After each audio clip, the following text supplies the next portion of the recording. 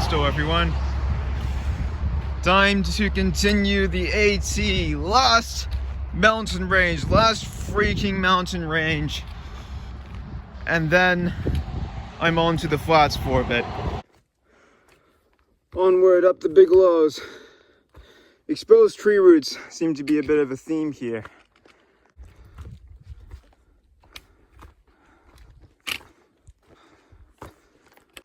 First viewpoint in the Bigelows. Don't really know what to think. They're spiky, I guess. That's a better view. Got a nice big, what looks like a stagnant pond down there. This right here is my last water source of the day before my campsite. So I still have 15 kilometers to go, and unusually I'll have to do that without any more water sources. Looks a bit stagnant, but it's cold, so it'll do. Tough climb, first peak on the Bigelows, with more to come. So the summit of Mount Bigelow is right there. I'm kind of wondering why it sort of looks like sunset even though it's 1:30. Probably because of fires or something. Looks like some weather is approaching.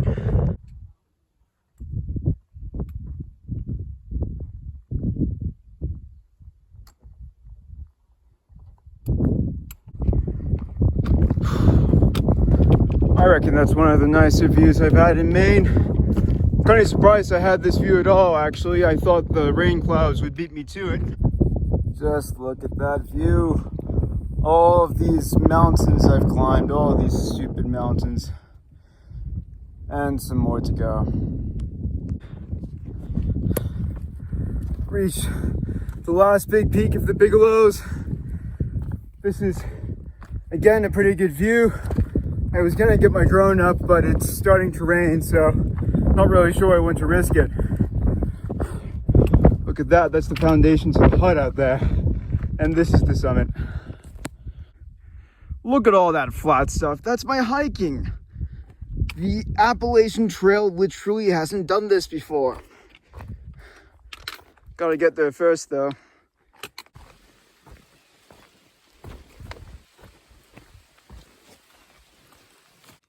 We've got some pretty cool overhangs on this trail. I was considering cowboy camping underneath one of those boulders, and I absolutely could, but it's pretty early in the day and I haven't done too much walking, so I might as well keep going. Mountains behind, and a couple more hills I need to smash out before dinner time. Sounds like summer camp kids. What are they doing in this weather?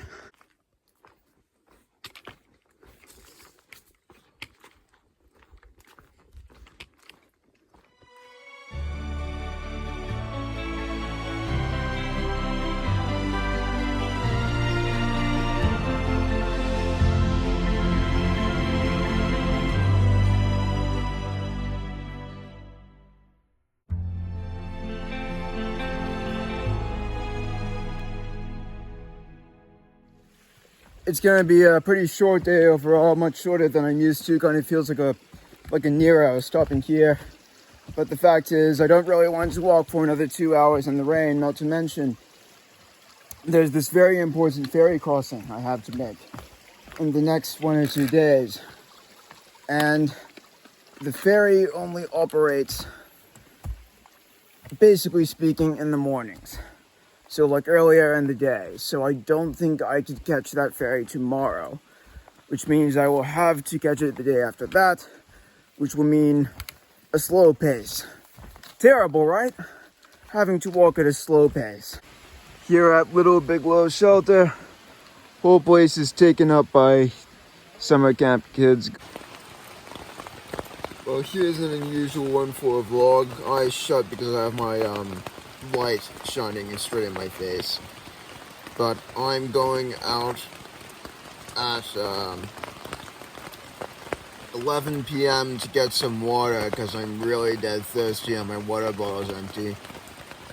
And I think I'll just try and collect some water from the tin roof of the hut. I could go to the stream, I guess.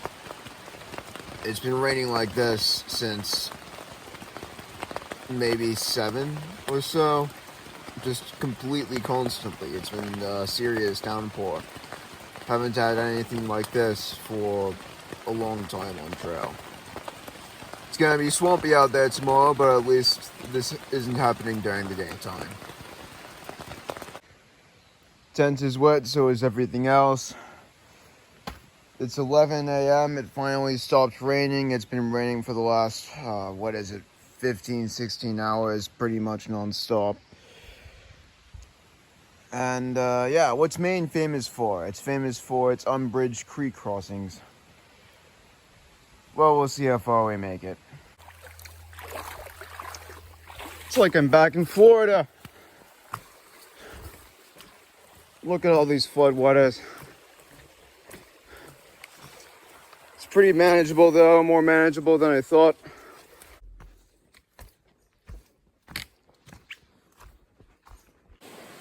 My first ford on the AT.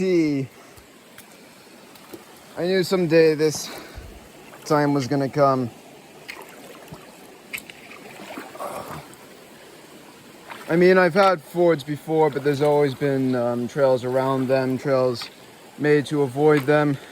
And here there just isn't. Here I'm walking on stepping stones underneath the water. Just reached today's highest point. Not very impressive, is it?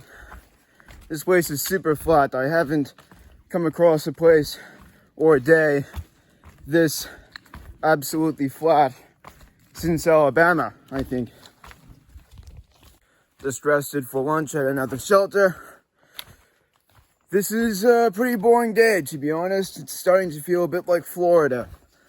Lots of reasonably flat forests, not completely flat, luckily. I'm having some lakes. I didn't have too many of those in Florida, so I guess that's nice. Haven't seen anyone today since leaving the campsite, so yeah. Okay, fording a stream, round 2. Apparently, according to the sign, the British went on a canoeing trip through these forests to try and take Quebec from the French. Every state since New York has had a boardwalk, actually ever since New Jersey. So this shouldn't be too much of a surprise to me.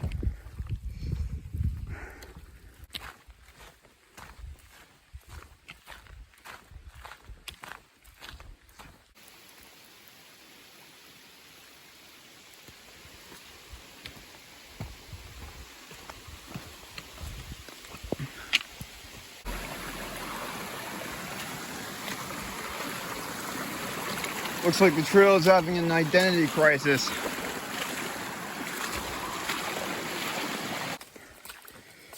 This trail is a disaster. It's been like this for most of the afternoon. Oh, finally a dry patch. Oh crap, more wet patches. Just keeps on going. Just forded my last creek before I get to the campsite. And man, that was huge. Every single place where my app indicates there's water, there's so much water, it's actually impossible to keep my feet dry, and even between those places, it's still impossible to keep my feet dry. This was massive. I really, really hope this won't affect the ferry I have to take tomorrow, but you know, we'll see. Finally reached the hut. All things considered, that was actually an easy day despite being completely downpoured on. And yeah, I'm just gonna crash here and hope the ferry operates tomorrow.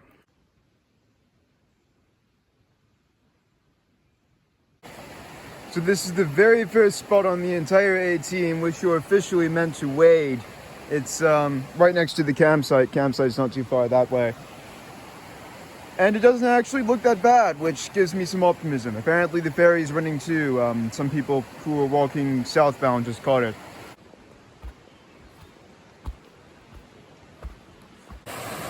How's this for a bridge?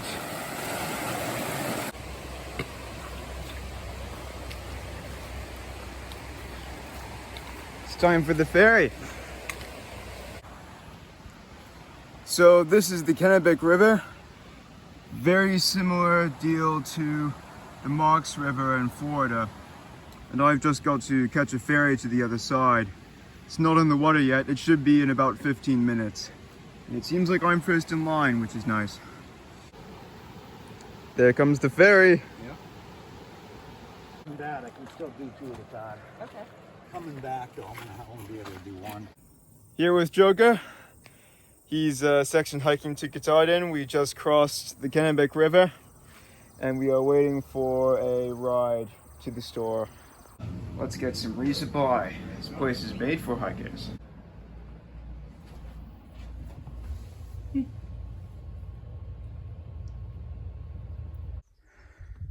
Turns out I do have some views on this semi-flat land. I had to climb a hill to get here. Not a big one. Great view. That's the Bigelows right there. And everything underneath the Bigelows is the flat land I walked to get here. Pretty straightforward, very muddy.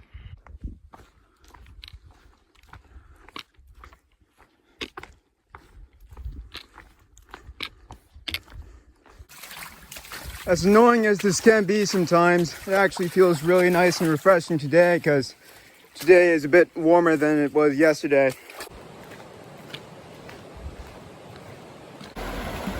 You know what? I'm calling it. This is absolutely not safe. That's actually kind of terrifying. So apparently there's a detour I can take, like a high water route I can take, which involves going back down this road and heading down a bridge and then heading back towards some power lines, which I passed earlier. So yeah, I think I'm gonna do that. There was a couple who said that it was the highest water levels they ever saw at that river in 20 years. So I think I made the right decision. This has been taking a really long time, especially since I initially went the wrong way. Honestly, some of this has been more scenic than the actual AT. And I'm back on the muddy AT. It's kind of exciting that the AT actually threw me for a loop there, to be honest. Makes it more interesting. Not really liking the mud though.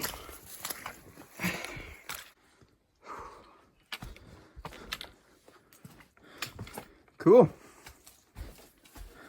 I really like these alpine zones. Bald Mountain Summit, honestly a more overgrown summit than I was expecting, but views are pretty great anyway. Well, solid sunset. I think I'm gonna move on though. Just down the mountain to camp. Today has just been so good. 10 out of 10, 5 out of 5, whatever.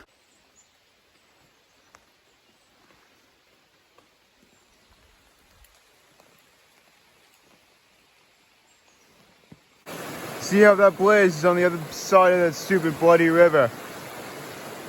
We'll see how this goes. Okay, I think I found a way across. It looks like going on the upriver side of those logs.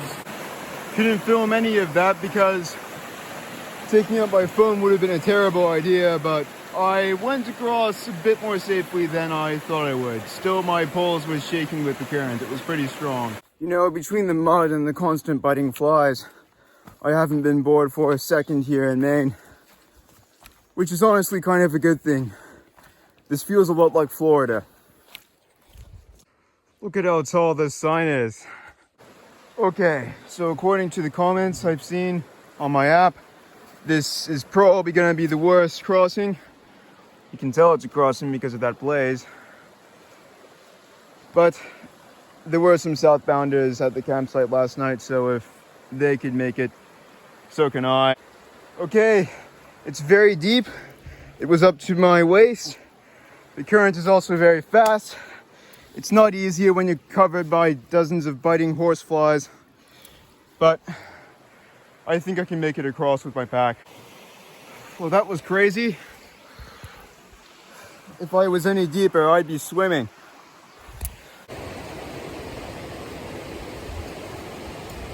Okay, last big crossing of the day. This doesn't really look that bad. It looks pretty casual. I can see the bottom all the way across. Yeah, let's do it.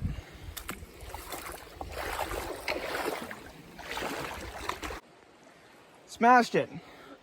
Gotta love these horseflies attacking me constantly. Oh, this trail's a mess. Almost to town. Out there is what I have to do next. It's called the 100-mile wilderness because there's no towns in 100 miles. But yeah, town is just down there. Cannot wait to get there because I'm pretty starving at this point. I'm very low on supplies. So yeah, about an hour to the trailhead and I'll be there. So this is a stupid problem to have. And since I'm 10 minutes away from a road crossing, it's going to be resolved very quickly.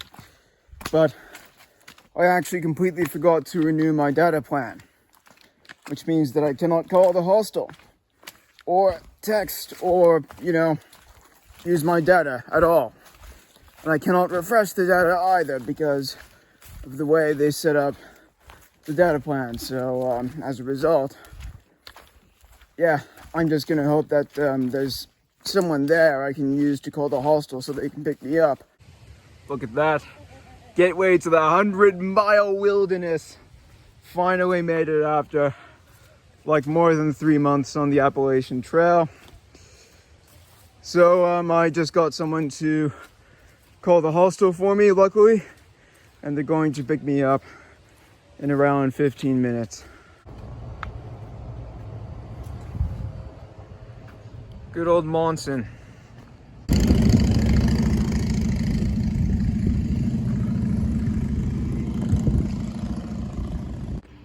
Just resupplied at the general store. Sitting there with a huge chunk of bread. This bloody thing lasted 1,900 miles from Hot Springs. But it's gone now. I replaced it temporarily with this. It's a bit mismatched, but it's gonna work.